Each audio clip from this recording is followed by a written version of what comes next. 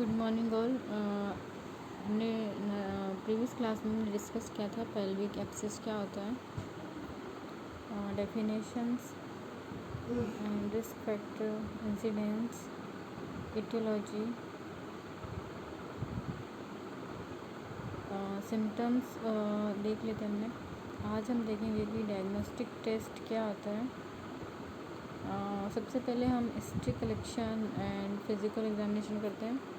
Physical examination में हम gynaecological examination mainly हमारा रहता है एंड यूएसजी करते हैं। यूएसजी में हम पेल्विक अल्ट्रासाउंड करेंगे। इसमें जितने भी पेल्विक ऑर्गन थे उनका जो नॉर्मल साइज़ एंड शेप व नॉर्मल ब्लड सप्लाई वगैरह ये सब हमें शो हो जाता है। और कहीं पर भी ऑब्स्ट्रक्शंस होता है या कुछ भी हमें अबनॉर्मलिटीज़ दिखती है, जैसे कि ओवरीज का साइज़ इंक्रीज़ दिख रहा है हमें, ठीक है, या फिर कितना इंक्रीज़ है, कितना विड्थ है, कितना लेंथ है उसका, ये सब हमें दिख जाता है। यूटेरस कैसा है, तो हमें सारे ऑर्गन्स के साइप एंड सेज वगैरह दिख जाते हैं। दैट मीन्स अगर वो नॉर्मल से ज़्यादा है तो हो सकता है कि उस इन्फेक्शन के कारण हो रहा हो, ठीक है, या फिर फ्लूइड फील है तो वो भी शो हो जाता है। Pelvic ultrasound is the first method of choice of evaluate pelvic mass in the woman who reproductive age group, ठीक है। ऑल रिप्रोडक्टिव एज ग्रुप जो होता है उसमें सबसे बेस्ट मेथड होता है पेल्विक अल्ट्रासाउंड का। अगर पेल्विक ऑर्गन्स में या पेल्विक एरिया में जो भी देखना होता है उसके लिए it can help differentiating between fluid field lesions और सॉलिड लेशंस, ठीक है। फ्लूइड फील्ड जो लेशंस होते हैं, जो कैविटीज होती है वो भी अलग दिख जाती है, एंड सॉलिड जो लेशंस ऑर्गन्स होते हैं उसका साइप एंड शेप भी अच्छे से दिख जाता है। तो ये बेस्ट मेथड होता है।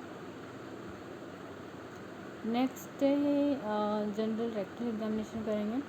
रेक्टल एग्जामिनेशन इसलिए करेंगे क्योंकि एब्सेस जो है, अगर एब्सेस ज़्यादा हो गया है, ठीक है, तो उसका चांसेस मोस्टली इसका चांसेस या कॉम्प्लिकेशन ये है कि वो जो रेक्टल एरिया है, ठीक है, उसमें भी वो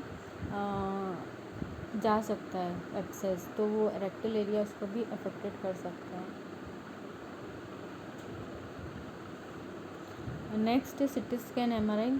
सिटी स्कैन और एमआरआई हम जनरली इसलिए करते थे कि जिस पेशेंट का ऑपरेशन करना हो, ठीक है, अब उसको ओटी करना हो, ऑपरेशन करना हो, तो उसमें हमको परफेक्टली देखते हैं कि अगर कोई सा ऑर्गन है, ठीक है, जैसे यूटेरस को उसने इफेक्टेड कर दिया, तो यूटेरस की कौन से कितने पार्ट को इफेक्टेड कर दिया है, कितना सेंटीमीटर,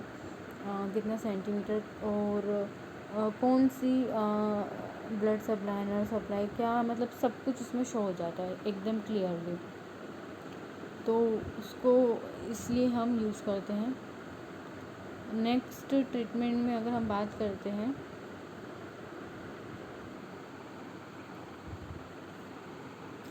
ट्रीटमेंट मैनेजमेंट में ट्रीटमेंट की बात करते हैं। All the patients with suspicious of pelvic abscess and diagnosis should be admitted to the hospital regardless of size of the pelvic abscess। जो भी पेशेंट सस्पियस होते हैं एंड पेल्विक एब्सेस रहता है, उनको डायग्नोसिस हो जाती है, उनको पेल्विक एब्सेस साइज मेजर वगैरह हो जाता है। All patient should be monitored closely for sepsis and rupture. फिर हम लोगों को ये कंट्रोल करना होता है और मॉनिटर करना होता है कि पेशेंट को सेप्सिस ना हो जाए और जो ऑर्गन्स है उसमें रप्चर ना हो जाए। The initial approach to the treatment is broad spectrum antibiotic treatment देंगे हम, and multi locular abscess usually represent tubo ovarian abscess. अगर एब्सेस है वो मल्टी कॉलिनर हो जाता है, दैट मीन्स वो ट्यूब जो फैलोपियन ट्यूब होती है और ओवरिन होती है उनके बीच एब्सेस फॉर्मेशन हो जाता है। एंड इसमें जनरली एंटीबायोटिक ट्रीटमेंट देते हैं, सर्जिकल ट्रीटमेंट भी होता है। मेडिकल ट्रीटमेंट में हम जनरली पेशेंट को एंटीबायोटिक देते हैं, regiments and analgesic and antiemetic drugs देते हैं। और भी सिस्टम रिलेटेड जैसे आईवी थेरेपीज़ वगैरह अगर इन द केस पेशेंट को ज़रूरत नीड लग रही है तो patient with pelvic abscess are frequently given triple antibiotic regimen, उन्होंने ट्रिपल डोज देंगे, ठीक है। क्लिंडामाइसिन का, जेंटामाइसिन का, एक्वेस पेनिसिलिन का डोज देंगे। देन एनाल्जेसिक देंगे, एंटीमेटिक ड्रग्स देंगे। सर्जिकल मैनेजमेंट में हम drainage of the pelvic abscess, drainage का प्रोसीजर मैं आपको बता चुकी थी। अगर आपने नहीं देखा है तो प्रीवियस वीडियो में जाके देख लीजिए। ड्रेनेज जनरली वैसी प्रोसीजर होता है जो ड्रेनेज एंड लीकेज प्रोसीजर होता है।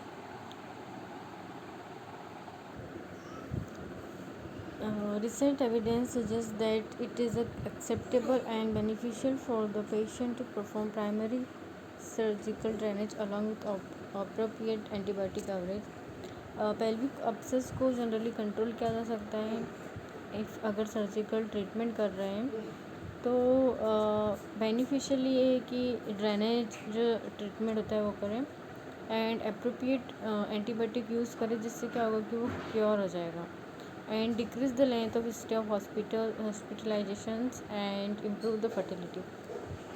अगर कोई 25 ईयर एज फीमेल है, ठीक है, एंड उसको पेल्विक एब्सेस हो चुका है, पेल्विक एब्सेस उसको जस्ट हुआ है एंड ऑपरेटिव हुआ है, ऑपरेटिव के बाद अब 25 ईयर एज है तो ऑफकोर्स की बात है कि वो प्रेग्नेंट होगी, जिससे उसका एक बेबी है एंड कंसीव एक और प्लान करिए। तो इस कंडीशन में क्या होता है कि इसमें ज़रूरी होता है कि जो वुमन है वो फर्टिलिटी रहे, ठीक है। अगर सही टाइम पे क्योर नहीं किया तो क्या होगा कि ये जो केस है वो क्या हो जाएगा, इनफर्टिलिटी में कन्वर्ट हो जाएगा, ठीक है, एब्सेस फॉर्मेशन ज़्यादा बढ़कर। Surgical intervention become necessary it about 24% of all cases. 100% अगर केसेस होते हैं तो 25% केसेस में सर्जिकल ट्रीटमेंट मस्ट होता है, क्योंकि कंडीशन इतनी बढ़ जाती है। Surgical procedure include laparotomy and laparoscopy with drainage of abscess. Laparotomy and laparoscopy में क्या करते हैं कि जनरली वो ट्यूब्स, लाइटिंग वाले ट्यूब से मॉनिटरिंग भी करते हैं, देन ड्रेनेज करते हैं एब्सेस को। यूनिलेटरल और बायलेटरल सेल्पिंगो और पेक्टोमी भी हो सकता है इसमें, एंड स्टेक्टोमी भी हो सकता है, जिसे अगर कंडीशन ज़्यादा बढ़ गई हो। However surgery of ट्यूबो ovarian abscess is often technically difficult and associate with. क्या होता है कि ट्यूबो ओवरियन एब्सेस होता है तो ये डिफ़िकल्ट होता है ड्रेनेज एंड एब्सेस के लिए। पोस्ट ऑपरेटिव अगर रिहेबिलिटेशन करते हैं, post operative care and rehabilitation, तो इसमें देखिए post operative care is critical in patient with surgical abscess removal and drainage.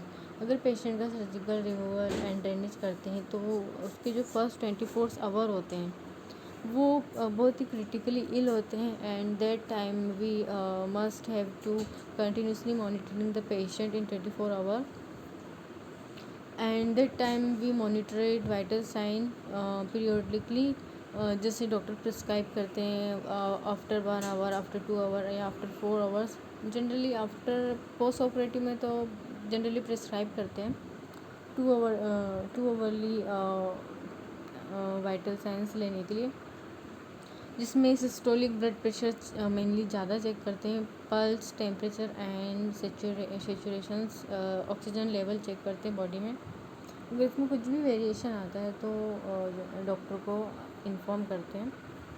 Next, appropriate analysis should be given. ये मैं आपको नर्सिंग केयर बता रही हूँ, ठीक है, post operative and rehabilitative care.